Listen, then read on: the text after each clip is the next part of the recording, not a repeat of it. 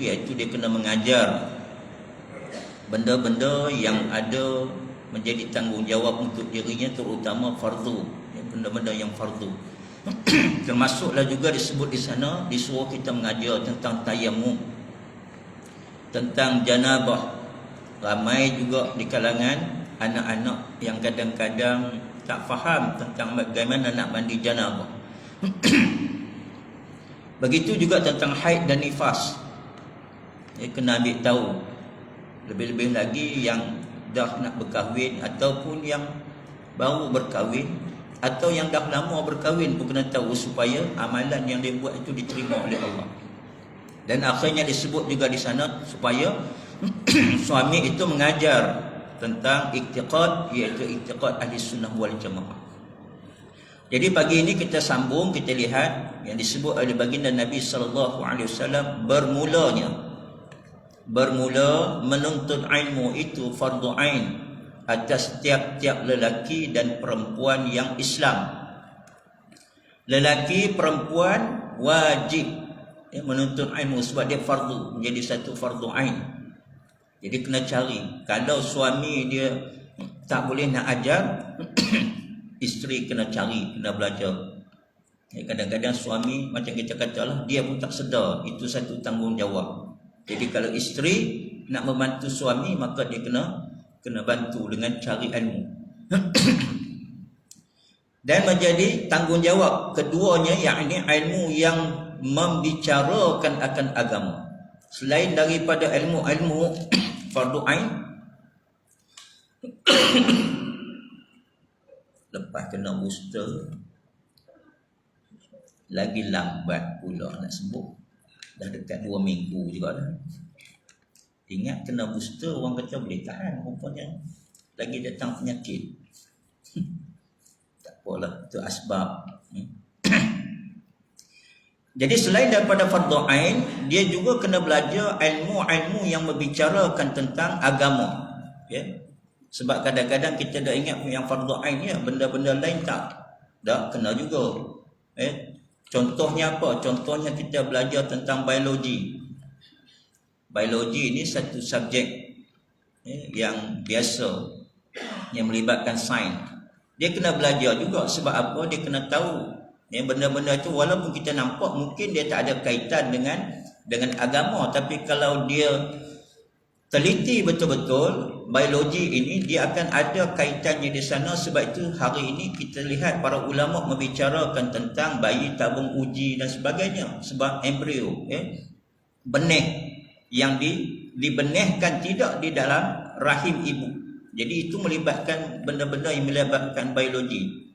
Peringkat awal kita lihat tidak, tapi kalau kita teliti, dia akan balik kepada hal-hal yang berkaitan dengan agama. Malah kalau kita baca dalam hadis Nabi, apa yang disebut oleh Al-Imam Nawawi dalam kitabnya hadis 40, bicarakan tentang bagaimana pertemuan dua khitan.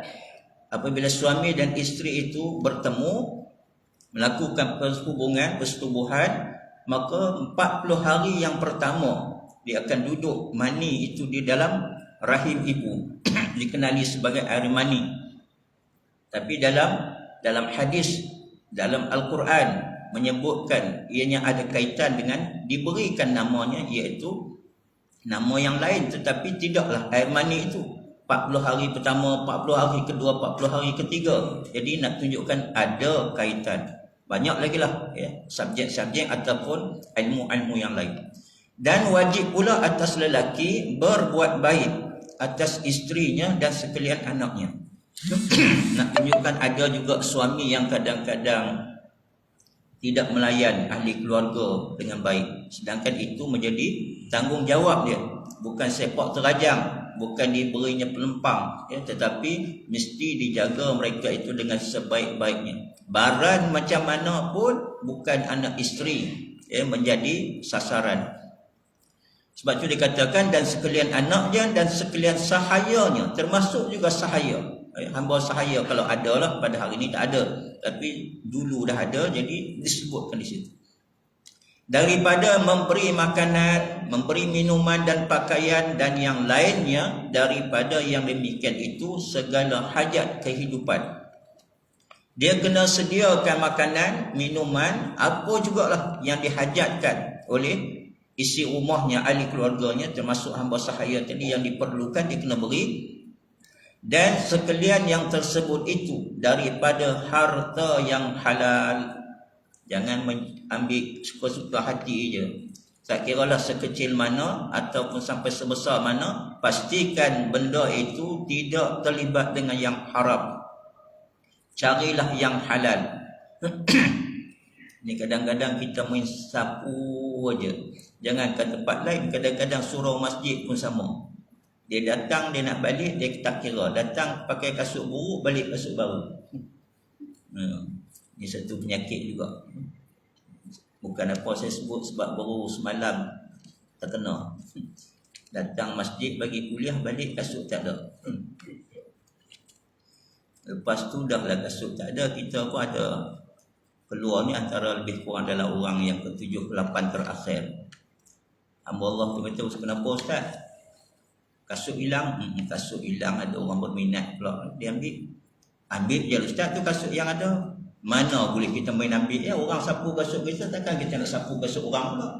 Sama kita dengan orang lain. Kita pun tunggu tengok. Nampak lah sekali ada sepasang kasut sebelah lain. Dia ingat ni kasut masjid ni, kalau macam ni sebelah lain, saya pun ingat yang tu lah, yang sesuai, saya pun ambil pakai.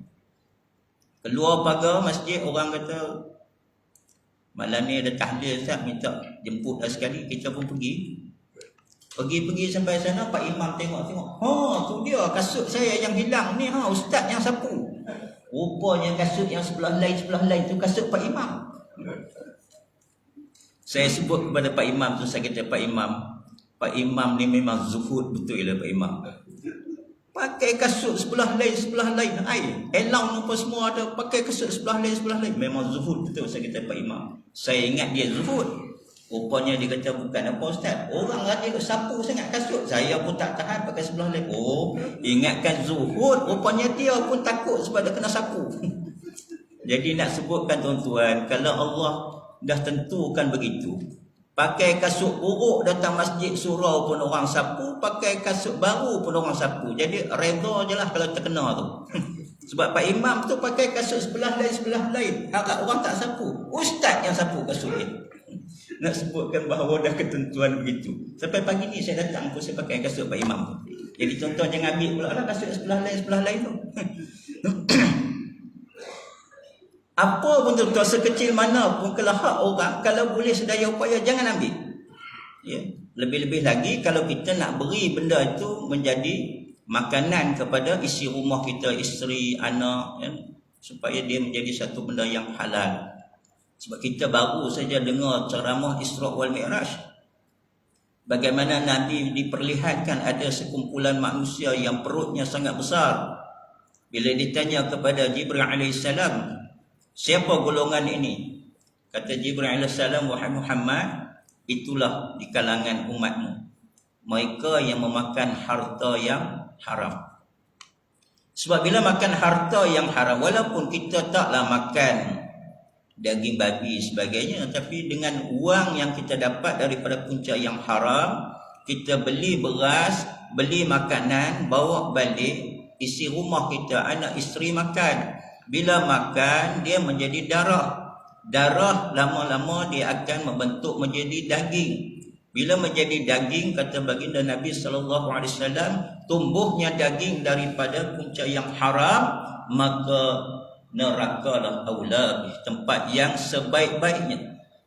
Jadi elakkan diri kita, ahli keluarga kita daripada dihumban ke dalam neraka disebabkan kerana memakan makanan yang haram. Maka sebab itu dikatakan, ya, pastikan daripada harta yang halal. Seperti mana firman Allah Subhanahu wa taala, ya ayyuhalladzina amanu qu anfusakum wa ahlikum nar. yakni hai sekalian kamu orang yang beriman, ya. Allah gunakan di situ ya ayyuhalladzina amanu, orang-orang yang beriman. Nak tunjukkan kasih sayang Allah. Pelihara lagi, walaupun dah beriman, jaga sungguh-sungguh iman itu dengan diberikan peringatan.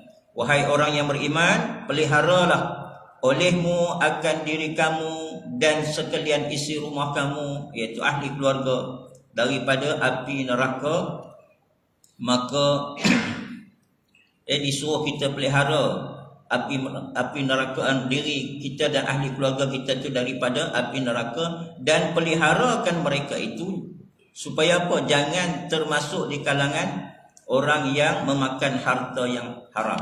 Harta yang haram itu kadang-kadang mereka sendiri pergi mencari, tapi kadang-kadang kita yang bawa balik. Apapun disuruh kita pelihara, jaga ahli keluarga kita daripada api neraka, yang mana bahan bakaran iaitu terdiri daripada manusia dan batu-batu.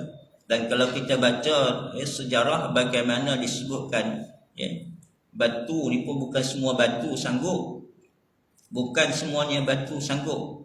Dan kalau kita lihat dalam tafsir yang disebutkan batu-batu yang dihumban dalam neraka itu adalah di kalangan batu-batu berhala. Dan lagi sabda Rasulullah sallallahu alaihi wasallam, disebutkan di sana kullukum ra'in wa kullukum, ra'in itu tak ada tu. Hadis ni kullukum ra'in wa kullukum mas'ul ar-ra'iyah, yakni sekalian kamu orang yang memeliharakan, tiap-tiap orang yang memeliharakan itu ditanya daripada peliharaannya. Maksudnya kullukum ra'in, setiap kamu adalah pemimpin. Ra'is daripada kalimah ra'in itu adalah daripada ra'is, pemimpin. Kullukum ra'in wa kullukum mas'ul, kamu adalah pemimpin dan kamu akan ditanya setiap yang kamu pimpin itu. Maka sebab itu di sini diterjemahkan sekalian kamu orang yang memelihara akan ditanya tiap-tiap yang memeliharakan itu. Apa yang kita jaga, yang kita pimpin, yang kita diamanahkan, kita akan ditanya bagaimana peliharaan kita itu, iaitu apa amanah yang kita diberikan itu, bagaimana kita jaga. Dan juga Nabi SAW yang disebutkan di sana, sabda Rasulullah SAW, ditanya seorang lelaki yang terlebih besar dosanya. Nabi sebut tiada seorang lelaki, tak ada siapa yang lebih besar lagi kesalahannya, kesilapannya, dosanya, melainkan kata Nabi, orang yang terlebih besar dosanya pada waktu bertemu dengan Tuhannya daripada orang yang jahil akan isi rumahnya.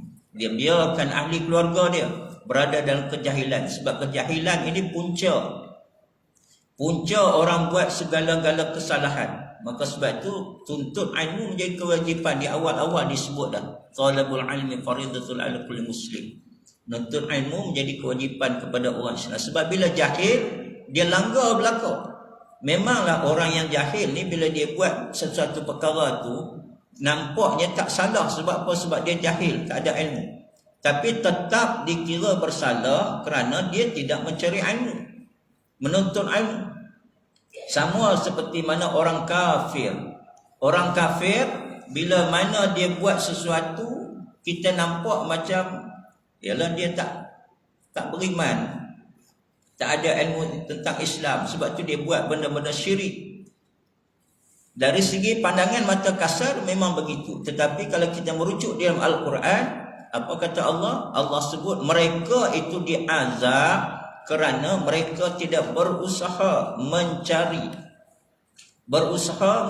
ilmu, mencari hidayah Allah, mencari kebenaran.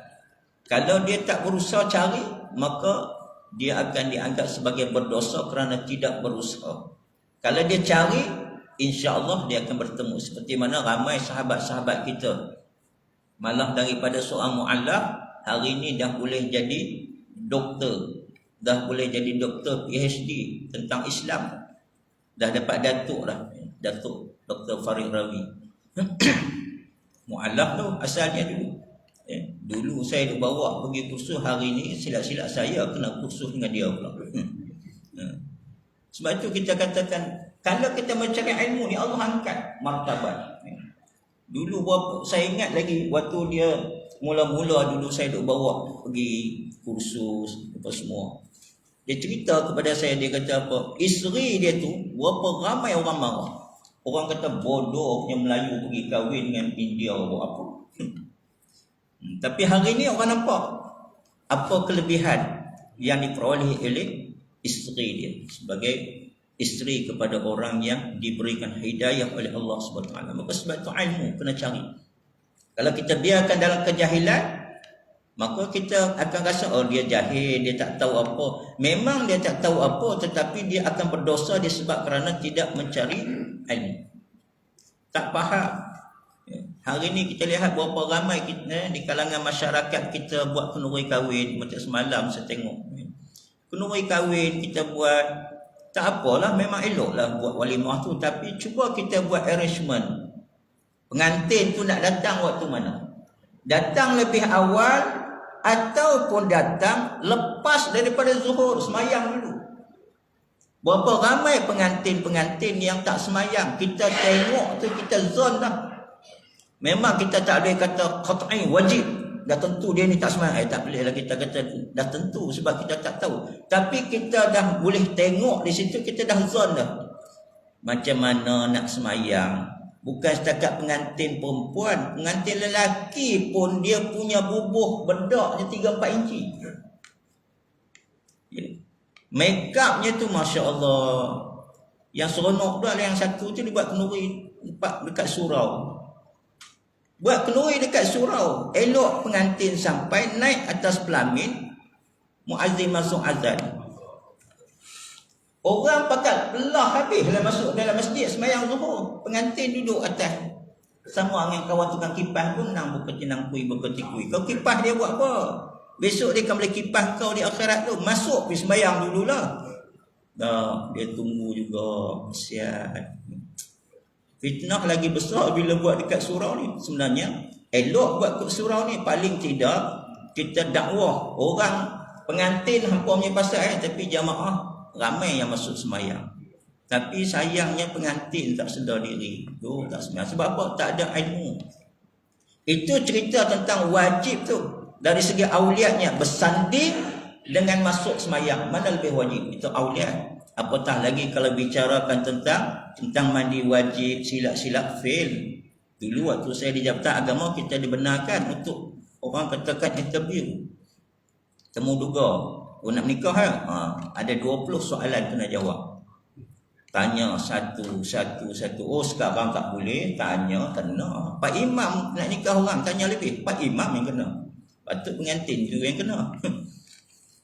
Betul hari ini kadang-kadang kesian orang makin lama makin jahil. Dan kata setengah daripada ulama, iaitu awal-awal orang yang bergantung dengan seorang lelaki pada hari kiamat itu isterinya dan sekalian anaknya dan sekalian isi rumahnya.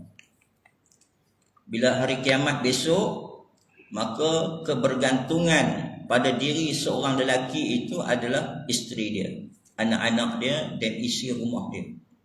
Kalau ada saudara mara yang duduk dengan dia, maka saudara mara itu juga termasuk dalam jagaan dia, maka itu sebagai isi rumah dia.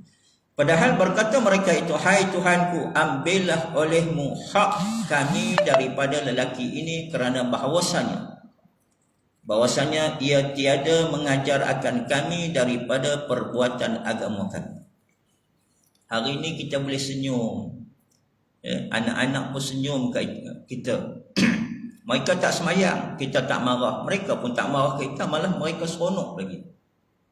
Tapi di akhirat besok, mereka akan dakwa kita di hadapan Allah. Wahai Allah, ni lelaki ni lah. Lelaki ni lah yang tak pernah tegur kami daripada meninggalkan solat. Lelaki ni lah yang tak pernah tegur kami apabila kami makan sesuatu yang haram. Hari ni kita boleh senyum, duduk semeja. Ya, isteri kata I love you, you love me. Tapi di akhirat besok bukan I love you, you love me. Engkau nak masuk syurga, aku tahan dulu. Sebab tak mengajar tentang agama. Ya. Dan adalah ia memberi makan akan kami daripada yang haram. Hari ni buat balik apa mereka tak persoalkan. Tapi di akhirat mereka tahu. Oh, rupa-rupanya duit yang ayah bawa balik ni menang KTM Kuda Toto Magnum. Oh, rupanya yang ayah dapat ni rupanya duit haram, duit rasuah. Duit yang ayah dapat ni rupanya duit daripada ayah jadi apa ustaz buat nombor ekor. Ada juga buat nombor ekor, dapat orang bagi. Semua tu akan dipersoalkan di akhirat. Hari ni orang tak nampak, tapi di akhirat akan nampak. Dan tiada kami ketahui akan dia. Dan mereka kata kami pun tak tahu yang bawa balik tu. Kadang-kadang isteri ni dia tak soal banyak. Kalau soal banyak, suami marah pula. Suami pun dia dah tahu dah. Kalau dia bawa balik sesuatu tu, dia diam-diam je, tak bagi tahu. Judi ni kadang-kadang bukan menang KTM ke Dato' Magnum aja. Dia pergi kolam mancing, dia main judi. Dia pakat main kita lawan, baling. Siapa naik dulu bayar. Kalau orang kaki mancing ni tuan-tuan, dia faham kalau orang panggil salam 10. Saya jadi tokey kolam pancing dulu tak tahu. Bila orang datang kata, sini ada salam 10. Salam tak ada 10 sini, salam selalu tak apa. Rupanya salam 10 tu tuan-tuan dia pakai betting, seorang RM10. Kalau ada 10 orang lah, ada 20 orang. Seorang RM10. Siapa naik ikan dulu dapat. Siapa naik ikan yang paling besar dapat lagi. Tokey kolam tak tahu pun, dia orang buat sendiri. Tengok pandai. Dia buat judi ni cerdik sungguhlah dia janji nak buat. Bisikan syaitan. Bila dia dapat duit tu, dia balik rumah, isteri tak tanya pun. Isteri tak tanya. Ambil makan je. Tapi di akhirat baru dia tahu yang dia makan itu adalah haram, sumber yang haram. Maka dia akan petikai ketika itu di hadapan Allah Subhanahu wa taala. Maka apabila tak diketahui oleh kami, maka dipukul lelaki itu atas usahanya yang haram hinggalah bercerailah dagingnya, kemudian dibawa akan dia ke dalam api neraka, akan diazab, disiksa oleh Allah Subhanahu wa taala disebabkan kerana dia bawa balik benda-benda yang haram beri kepada ahli keluarga. Maka sebab tu ahli keluarga pun setiap benda yang sampai ke rumah, kalau boleh orang katakan ceklah, tanya sikit suami, abang mau balik barang banyak hari ni bang, ini untung besar ni bang, tapi nak tanya jugalah daripada mana ni, isteri nombor 2 bagi ke bawa balik kat saya? Itu lagi tak berani tanya. Takut suami kata memang betul tu yang nombor 2 bagi suruh balik. Dia mengamuk terus walaupun barang tu halal. Kena tanyalah sikit daripada mana yang dapat. Bukan apa, supaya kita tidak memakan barang-barang yang haram. Kita dengar macam-macam ceramah-ceramah dah, tapi kadang-kadang kita tak cek balik usaha kita. Maka dipukul sehingga bercerai dagingnya, kemudian dibawa ke dalam neraka, dan didatangkan dengan kebajikan, kemudian didatangkan sekalian orang menuntut akan dia. Ketika mana di akhirat besok, masing-masing akan dibentangkan. Termasuklah si fulan ini, suami ini juga akan dibentangkan banyak kebajikan-kebajikan yang dia buat. Dia bersedekah, dia tolong orang, dia mengajar orang, semua itu akan dibentangkan sebagai kebajikan. Tetapi sayangnya kebajikan tadi akan dituntut oleh ahli keluarga. Disebabkan apa? Sebabkan mereka ini dianggap berdosa di hadapan Allah SWT kerana makan benda-benda yang haram ataupun melakukan benda-benda yang haram, disebabkan kerana tidak ditegur oleh si bapa, si suami tadi. Maka mereka menuntut segala kebajikan yang ada pada si suami, si bapa tadi diberikan kepada mereka untuk menutup akan dosa-dosa kelalaian mereka makan benda-benda yang haram waktu di dunia itu. Jadi kalau dah semua kebajikan diberi, apa yang tinggal akan habis, tak ada apa. Sebab tu di dunia ni kita buat sedaya upaya, cari sedaya upaya kebajikan yang ada. Dan kebajikan ini sebaik-baiknya adalah kita buat sesuatu amalan itu dengan mengharap redha Allah, ikhlas, bukan kita mengharap pandangan manusia. Kalau kita buat kerana mencari pandangan manusia, habis pandangan manusia itu di dunia je. Di akhirat tak ada apa dah, mereka tak mampu nak beri apa-apa. Jadi buatlah dalam mencari redha Allah, bersihkan diri kita. Sebagaimana kalau kita tengok dalam peristiwa Isra' wal Mi'raj. Isra' wal Mi'raj, kalau kita ambil pengajaran peristiwa Isra' wal Mi'raj ni, ulama telah sebutkan bahawa siapa yang menafikan peristiwa Isra' wal Mi'raj hukumnya kafir. Kenapa diletakkan hukumnya kafir? Kerana pertama sekali peristiwa Isra' wal Mi'raj itu disebut di dalam Al-Quran. Ya, Allah berfirman dalam Al-Quran, Subhanalladzi asra bi'abdihi lailan minal masjidil haram ila al-masjidil aqsa, hingga akhir ayat. Maksudnya ada di dalam Al-Quran. Jadi kita tidak boleh kata peristiwa Isra' wal Mi'raj ni dongeng. Kami tak mau dengarlah pengajaran apa yang boleh ambil di situ. Hukumnya kafir. Kerana kita menafikan ayat suci Al-Quran. Yang keduanya, peristiwa Isra' wal Mi'raj ni tak ada satu manusia pun yang tengok. Melainkan kita mendengar perkabaran yang dikabarkan oleh baginda Nabi SAW. Jadi bila kita menafikan peristiwa Isra' wal Mi'raj, bermaksud kita menafikan kalam bicara Nabi. Kita menafikan kata-kata Nabi, maka hukumnya kafir. Sebab tu tak boleh menafikan peristiwa Isra' wal Mi'raj. Cuma kalau kita menafikan cerita-cerita Isra' wal Mi'raj yang ada unsur-unsur Israeliat, itu boleh. Sebab ada juga kadang-kadang tokoh tambah dalam peristiwa Isra' wal Mi'raj tu. Maka sebab tu kena tengok daripada sumber, daripada hadis-hadis yang sahih. Tapi kita tengok dalam peristiwa Isra' wal Mi'raj ni, apa yang disebut oleh oleh Ibnu Abbas radhiyallahu anhu. Kata Ibnu Abbas, peristiwa Isra' wal Mi'raj ini, sebelum Nabi pergi tu, Nabi dibawa oleh Jibril AS pergi ke Telaga Zamzam. Lalu dicuci dulu. Cuci dulu jantungnya, hatinya, dan dimasukkan hikmah. Kenapa dicuci? Kenapa tak dibawa terus dia pun? Ya. Bukan Nabi itu nak pergi, Allah yang jemput. Macam kita kata, Tuan boleh tak saya nak jumpa Tuan? Boleh lah, tapi kalau nak jumpa saya pakai kena bagi kemas sikit lah, takut malu lagi orang kawan-kawan saya tengok pakai bagi padan.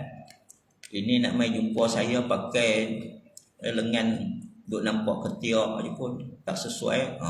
Kita bagi syarat kalau orang minta nak jumpa kita. Ni Nabi ni bukan dia minta nak jumpa Allah, Allah yang menjemputnya. Bila Allah jemput, kalau ikutkan pergi jalan macam mana pun. Tapi kenapa Nabi dicuci dulu hatinya, jantungnya dibersihkan dan dimasukkan hikmah. Nak mengajar kepada kita selaku umat bahawa nak menghadap ni bukan sebarangan yang kita nak menghadap. Yang kita nak menghadap ni Allah. Bila nak menghadap Allah, kena dalam keadaan yang bersih. Nak semayang pun suruh kita pakai pakaian yang bersih. Ini nak pergi menghadap Allah secara direct, maka mestilah lebih bersih. Itu Nabi. Nabi ni siapa? Nama pun Nabi dan Rasul. Seorang yang maksum, terpelihara, Allah jaga. Lainlah kalau ustaz, tuan guru, khadi, mufti. Sebagai orang biasa ni tuan-tuan, masih tak, orang kata tak terkecuali daripada melakukan kesilapan. Kalau saya salah, kata-kata mana-mana ustaz salah, tuan guru ke, khadi ke, mufti sekalipun, kalau ucapan dia itu salah, bertentangan dengan apa yang disebut dalam hadis dan Al-Quran, kita kena tolak ucapan itu, terima hadis dan Al-Quran. Tapi Nabi ini tuan-tuan maksum, Allah pelihara. Tapi kenapa masih dibersihkan? Sebab nak tunjuk bila nak menghadap Allah mesti dalam keadaan bersih. Kita ni besok pun akan menghadap juga. Ramai dah kawan-kawan kita. Jadi sebaik-baiknya bila mana kita nak menghadap Allah SWT, kita kena dalam keadaan bersih. Tapi bila kita nak menghadap? Kita tak tahu bila. Oleh kerana kita tak tahu bila, maka kena buat persiapan sentiasa dalam keadaan bersih. Jadi kita ni tak tahu bila kita buat salah, waktu mana kita berdosa. Kadang-kadang bersenda gurau dengan kawan pun berdosa, tapi kita tak sedar. Jadi sebaik-baiknya apa yang diajar oleh Nabi, iaitu perbanyakkan istighfar, bertaubat kepada Allah. Sebelum tidur maka kita mohon keampunan daripada Allah. Dan sebaik-baik juga seperti mana yang ditunjukkan oleh seorang sahabat Nabi, iaitu sebelum tidur dia kata, aku sentiasa memaafkan seluruh kaum muslimin dan muslimat. Dia buat dosa ke tak buat dosa ke, aku maafkan dia supaya aku tidur dalam keadaan yang tenang. Kaedah Islam ada, Nabi didik sahabat begitu. Jadi kalau Nabi pun bersih diri, maka kita lebih lagi lah, sebab kita ni tak maksum, ya.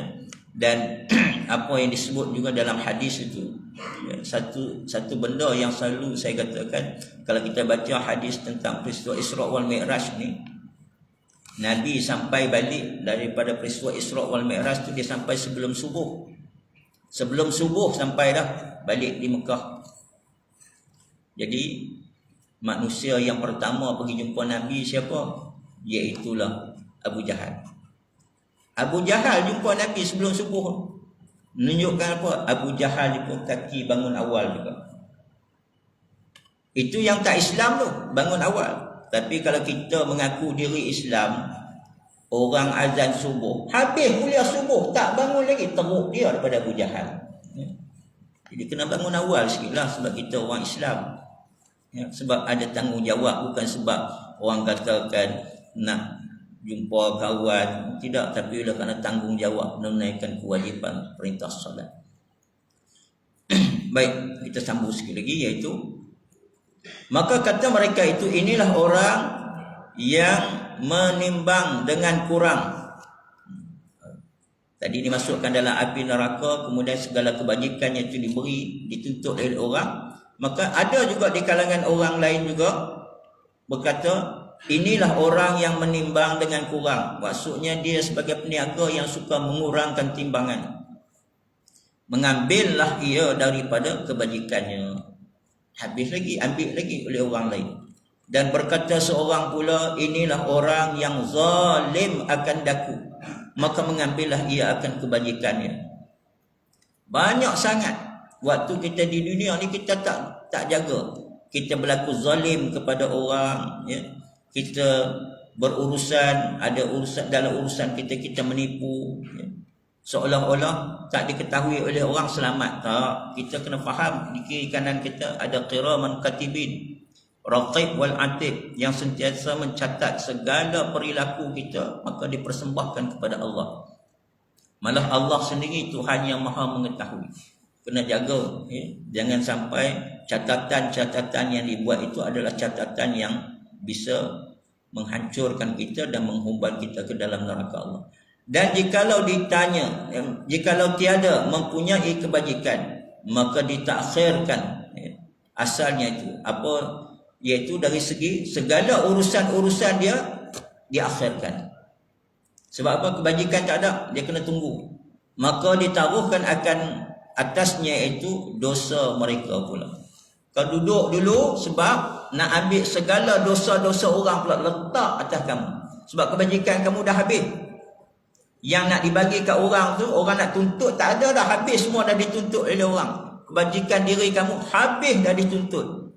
Tapi masih lagi kamu berhutang kepada orang. Berhutang dari segi apa? Waktu di dunia dulu kamu tidak memimpin dengan betul. Lalu dosa orang tu pula diambil, ditapukkan, diletakkan di atas kamu. Dosa kita sendiri pun tak mampu, tuan-tuan, macam mana kita nak berhadapan dengan dosa-dosa yang orang lain pula. Maka sebab itulah, selagi diberi ruang oleh Allah SWT, gunakan sebab mungkin, ya, bertaubat kepada Allah. Kita ni semua orang ni pernah melakukan kesilapan, ya, ustaz ke, ya, siapa ke, semua. Sebab Nabi dah sebut, kullu bani Adam khata', setiap anak Adam itu bersalah, berdosa. Tapi Nabi mengingatkan, wa khairu khata', sebaik-baik orang yang berdosa, bersalah itu at-tawwabun, iaitu bertaubat kepada Allah. Taubat dah banyak kali juga saya katakan bahawa taubat ni tak payah nak cerita ke orang. Bangun tengah malam, bertaubatlah kepada orang. Solat, minta semua-semua kepada orang, ya, atas kesalahan kita yang kecil atau yang besar. Salah kita dengan Allah SWT, salah kita dengan manusia, mohon semoga Allah berikan pengampunan. Jangan tunggu Ramadan ni. Jangan tunggu Ramadan. Ada setengah dia kata nanti Ramadan ni Ustaz, peluang Ustaz kita nak bertaubat sungguh-sungguh. Bukannya Ramadan, waktu ni kena bertaubat dah. Tu yang Pak Imam baca doa tadi tu, supaya apa? Supaya kita bertemu dengan Ramadan. Tapi ada juga orang yang tak sempat bertemu, dia duk kata ni Ramadan tak lama ni Ustaz, ni peluang kita bertaubat sungguh-sungguh.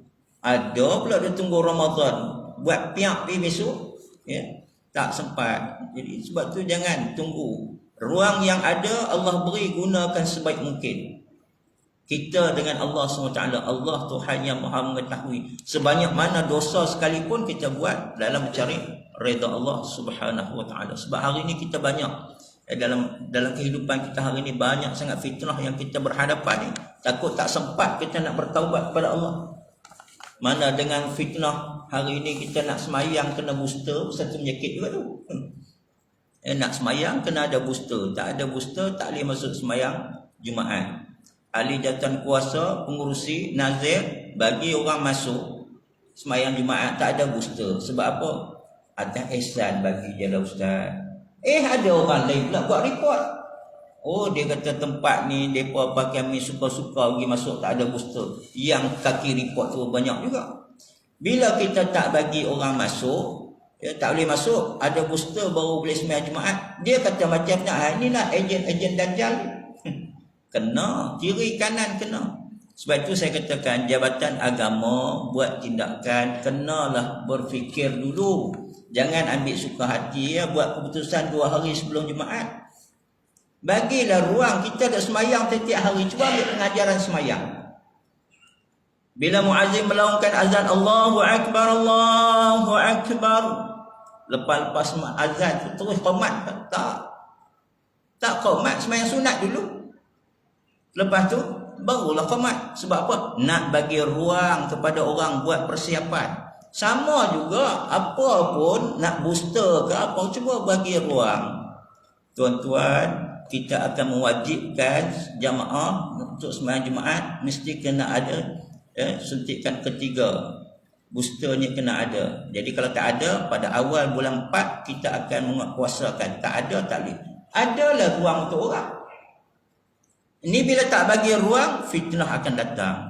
Orang kata apa? Oh, pergi panggung wayang tak payah booster masuk. Kelab malam tak payah booster masuk. Masjid ada booster. Saya pergi kuliah lepas kuliah subuh di Kelang. Penuh pagi itu. Ramai sungguh. Selalu saya pergi kuliah tak ramai. Pagi itu ramai. Lepas tengah-tengah bagi kuliah saya berhenti sekejap. Saya kata, tuan-tuan ni yang datang ramai-ramai ni ada booster ke? Kata dia, semalam tuan-tuan tak boleh masuk masjid ni. Hari ni boleh masuk. Orang yang sama, masjid yang sama tak boleh masuk semalam, hari ni boleh masuk. Sebab dulu semalam nak sembahyang Jumaat, hari ni datang kuliah subuh. Oh, rupanya COVID cuma datang pada waktu hari Jumaat.